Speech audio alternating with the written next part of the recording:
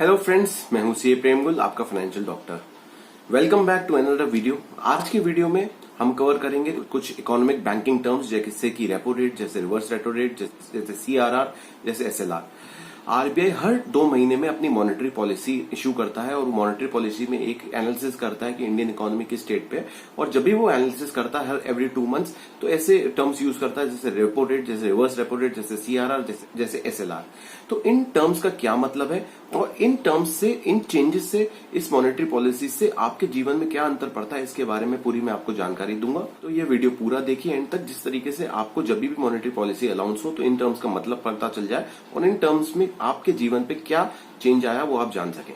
तो अगर आप इस चैनल पे नए आए हैं तो मैं आपसे रिक्वेस्ट करूंगा कि आप इस चैनल को सब्सक्राइब कीजिए और ये जो बेल आइकन है इसको प्रेस कीजिए, जिससे कि वीडियो जब भी लोड हो तो आपको पता चल जाए और आपके ऊपर पास जो इंपॉर्टेंट फाइनेंस वर्ल्ड में, लॉ के वर्ल्ड में अपडेट्स हो रहे हैं वो आपको जानकारी हो जाए और आप उसका बेनिफिट उठा सकें। तो चलिए जल्दी से इस चैनल को सब्सक्राइब कीजिए। तो चलिए आप जानते हैं कि ये जो इकोनॉमिक टर्म्स हैं जो आरबीआई ओकेजनली अनाउंस करता रहता है, इनका क्या मतलब होता है। ये सबसे पहले जानते हैं रेपो रेट के बारे में। जब भी आपके अकाउंट में पैसा नहीं होता है और आपको पैसे की जरूरत होती है तो आप बैंक से लोन लेने जाते हैं। इसी तरीके से जब आप लोन लेते हैं तो बैंक जो आपको रेट पे, इसको बोलते हैं बैंक लैंडिंग रेट। इसी तरीके से जब बैंक के पास पैसा नहीं होता और बैंक को पैसे की जरूरत होती है तब वो रिजर्व बैंक ऑफ इंडिया के पास जाती है और रिजर्व बैंक ऑफ इंडिया जिस रेट में वो पैसा अपने बैंक को उपलब्ध कराता है उसको हम बोलते हैं रेपो रेट। तो इन सिंपल टर्म्स, अगर बैंक आरबीआई से पैसा उधार लेता है तो उस पैसे पे जो वो ब्याज पे करता है उसको बोलते हैं रेपो रेट। तो रेपो रेट चेंज से आपकी पर्सनल फाइनेंस पे क्या अंतर पड़ता है ये जानते हैं। जब बैंक आरबीआई से कम रेट के ऊपर पैसा उधार लेगा, इसका मतलब ये है कि बैंक आपको भी वो कम रेट के ऊपर देगा। तो जब भी रेपो रेट कम होता है तब आपके जो कार लोन्स हैं, आपके जो पर्सनल लोन्स हैं, आपके जो हाउसिंग लोन्स हैं, उनकी इंटरेस्ट रेट कम हो जाती है। और जब भी आरबीआई रेपो रेट बढ़ा देता है तो जो आपके कार लोन्स हैं, जो आपके हाउसिंग लोन्स हैं और आपके जो पर्सनल लोन्स हैं, एजुकेशन लोन्स हैं, उन सबके जो इंटरेस्ट रेट है वो बढ़ जाती है। तो रेपो रेट का डायरेक्ट जो इम्पैक्ट है वो आपके पर्सनल सारे लोन्स के ऊपर है। तो हमेशा उम्मीद ये रहनी चाहिए कि रेपो रेट कम हो। जो हम सेकंड बात करेंगे वो बात करेंगे रिवर्स रेपो रेट। अब ये रिवर्स रेपो रेट क्या होता है? जिस तरीके से नाम है, reverse repo rate is actually opposite of repo rate. जब बैंक को जरूरत थी तब उन्होंने आरबीआई से लिया, उसके ब्याज को बोलते हैं रेपो रेट। और जब आरबीआई को जरूरत है तब वो जिस पैसे को देगी उसको बोलते हैं रिवर्स रेपो रेट। तो इन सिंपल टर्म्स, जब भी आरबीआई को लिक्विडिटी मार्केट में कम करनी है, क्योंकि लिक्विडिटी जब मार्केट में ज्यादा रहती है तब जो इन्फ्लेशन है वो बढ़ जाती है, महंगाई बढ़ जाती है। तो आरबीआई को जो महंगाई कम करनी होती है तो वो मार्केट से पैसा वापस अपने पास बुलाती है।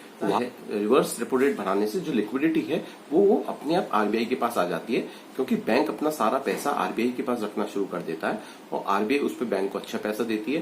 क्योंकि इंटरेस्ट रेट बढ़ जाते हैं तो इसका मतलब बैंक जो है अगर आपको लेंड करेगी तो वो भी ज्यादा रेट पे लेंड करेगी। तो रिवर्स रेपो रेट अगर ज्यादा होता है तो आपकी ब्याज की रेट जो आपके पर्सनल लोन्स, हाउसिंग लोन और कार लोन्स पे वो बढ़ जाती है, क्योंकि बैंक अपना पैसा आरबीआई के पास रखना ज्यादा बेहतर समझता है और अगर आपको देता है तो वो ज्यादा रेट पे देता है। तो आरबीआई को जब भी मार्केट से लिक्विडिटी कम करनी होती है तब रिवर्स रेपो रेट बढ़ा देते हैं और लिक्विडिटी बढ़ानी होती है तो रेपो रेट बढ़ा देते हैं। तो ये इन दोनों का ऑपोजिट काम है और दोनों का काम ही लिक्विडिटी है, लिक्विडिटी के ऊपर इम्पैक्ट डालने का है। तो अब नेक्स्ट जो हम लोग देखेंगे वो भी लिक्विडिटी बढ़ाने का तरीका है, जिसको बोलते हैं हम सीआरआर, जिसका फुल फॉर्म होता है cash reserve ratio. Cash reserve ratio ये होता है कि बैंक को अपना कुछ एक स्पेसिफिक परसेंट आरबीआई के पास रखना होता है, क्योंकि बैंक अपना पैसा मार्केट में देती है और बैंक को फेल होने का डर रहता है। तो अगर किसी अकस्मात स्थिति, कोई इमरजेंसी स्थिति आए कि बैंक अपना पैसा न दे सके तो आरबीआई अपने पास कुछ बैंक के डिपॉजिट्स का पोर्शन अपने पास गिरवी रखता है। और अगर कोई ऐसी स्थिति आती है जिसमें बैंक पे नहीं करता अपने सेविंग बैंक होल्डर्स को, तो आरबीआई उस पैसे को यूज करके बैंक को इमीडिएटली उतना पैसा दे देती है कि आप अपने डिपॉजिट होल्डर्स को पे कीजिए। जैसे मैंने कहा कि कैश रिजर्व रेशियो भी लिक्विडिटी को ऊपर नीचे करने का एक माध्यम। लिक्विडिटी बढ़ावा या कम आरबीआई इस वजह से करती है कि जैसे लिक्विडिटी बढ़े इकोनॉमी पुश हो जाती है, लिक्विडिटी कम करने से महंगाई कम हो जाती है। तो लिक्विडिटी कंट्रोल करना एक आरबीआई का मेन जो है फंक्शन होता है। तो again coming back to CRR, CRR जब आरबीआई बढ़ा देती है इसका मतलब कि बैंक को अपना कुछ एक्स्ट्रा पैसा आरबीआई के पास रखना है। अगर वो एक्स्ट्रा पैसा आरबीआई के पास रखेगी तो बैंक जो है लिक्विडिटी कम करेगी, मार्केट से पैसा निकल के आरबीआई के पास पहुंच जाएगा। तो उससे क्या होगा, लिक्विडिटी घट जाएगी मार्केट में। और जब आरबीआई सीआरआर कम कर देती है, इसका मतलब बैंक को अपना पैसा कम आरबीआई के पास रखना है, वो पैसा मार्केट में ज्यादा दे सकती है, ज्यादा लेंड कर सकती है, तो उससे लिक्विडिटी बढ़ जाती है। तो सीआरआर बहुत इफेक्टिव मीन्स है लिक्विडिटी जो है कंट्रोल करने का। एक और इम्पोर्टेंट जो मीन्स है लिक्विडिटी कंट्रोल करने का, वो है स्टैट्यूटरी लिक्विडिटी रेशियो, जिसको हम लोग शॉर्ट फॉर्म में एसएलआर बोलते हैं। Banks SLR statutory liquidity ratio में आरबीआई कुछ परसेंटेज डिपॉजिट्स एंड लोन्स अपने पास गिरवी रखवाता है in the form of gold, FDR और वटेवर ऐसी चीजें हैं जो आरबीआई ने जो है कह रखी हैं कि इनमें पैसा जो है आपको रखना पड़ेगा, स्टैट्यूट रखना पड़ेगा। अगेन इसका प्रोविजन यही होता है कि बैंक जो है जब उनको लिक्विडिटी बढ़ानी होती है तब एसएलआर कम कर देते हैं, और जब लिक्विडिटी कम करनी होती है तब एसएलआर बढ़ा देते हैं। एक एसएलआर मीट होने के बाद ही बैंक एक स्पेसिफिक परसेंटेज अपना लोन्स के तौर पर दे सकता है। तो जितनी ज्यादा एसएलआर होगी बैंक की, उतना ही वो लोन्स मार्केट में दे सकता है और उतनी ही ज्यादा वो अपनी बोरोइंग कर सकता है।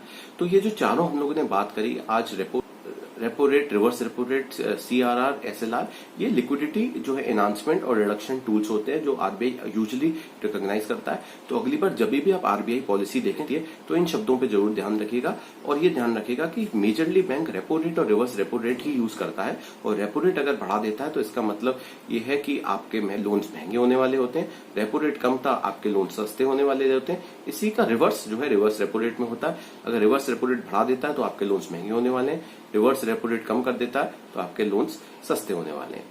तो मुझे उम्मीद है आपको ये सारे टर्म समझ में आए होंगे, पर अगर इनसे संबंधित कोई भी आपको क्वेश्चन हो तो इस कमेंट बॉक्स में जरूर लिखिए। और अगर आपको ये वीडियो अच्छा लगा हो तो जल्दी से इस वीडियो को शेयर कीजिए, लाइक कीजिए और हमारा चैनल सब्सक्राइब कीजिए, जिस तरीके से हमको सपोर्ट मिल सके। Thank you very much.